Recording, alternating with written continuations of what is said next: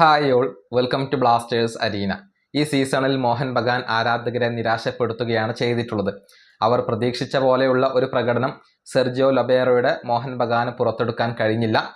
സീസണിന്റെ തുടക്കത്തിലൊക്കെ മികച്ച രൂപത്തിൽ കളിച്ചിരുന്നു. പിന്നീട് അവർക്ക് ഒരുപാട് സമനിലകൾ വഴങ്ങേണ്ടി വന്നു എന്നുള്ളതാണ്. 5 സമനിലകളും ഒരു തോൽവിയും ഈ സീസണിൽ മോഹൻ ബഗാൻ വഴങ്ങിയിട്ടുണ്ട്. അതുകൊണ്ട് തന്നെയാണ് അവർക്ക് കിരീടം നഷ്ടമായത്. ഗോൾ ഡിഫറൻസിന്റെ അടിസ്ഥാനത്തിലാണ് അവർക്ക് കിരീടം നഷ്ടമായിട്ടുള്ളത്. ഏതായാലും ഇതുമായി ബന്ധപ്പെട്ട ഒരു റിപ്പോർട്ട് MBFT ഇപ്പോൾ പ്രസിദ്ധീകരിച്ചിട്ടുണ്ട്.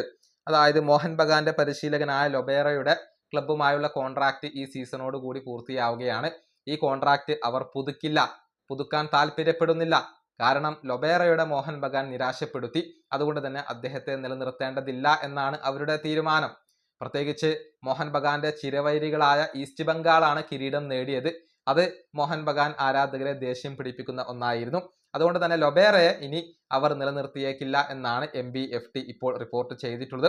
പകരം 2 ISL എക്സ്പീരിയൻസ്ഡ് പരിശീലകരുടെ ഒരു ഷോർട്ട് ലിസ്റ്റ് അവർ തയ്യാറാക്കി കഴിഞ്ഞു. അതിൽ ഒരാൾ നോർത്ത് ഈസ്റ്റ് യുണൈറ്റഡിന്റെ പരിശീലകനായ യുവാൻ പെഡ്രോ ബെനാലിയാണ്. അതായത് ബെനാലിയെ കൊണ്ടുവരാൻ ഇപ്പോൾ മോഹൻ ബഗാന് താല്പര്യമുണ്ട്. അവർ അദ്ദേഹത്തിന് വേണ്ടി ശ്രമിക്കുന്നു എന്നാണ് അറിയാൻ സാധിക്കുന്നത്. മറ്റൊരു പരിശീലകൻ ആരാണ് എന്നുള്ളത് വ്യക്തമായിട്ടില്ല.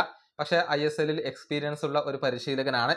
അന്റോണിയോ ലോപ്പസ് ഹബാസ് നിലവിൽ ഫ്രീ ഏജന്റ് ആണ്. അദ്ദേഹത്തെ കൊണ്ടുവരാൻ വേണ്ടി അവർ ശ്രമിക്കുമോ എന്നുള്ളതൊന്നും വ്യക്തമല്ല.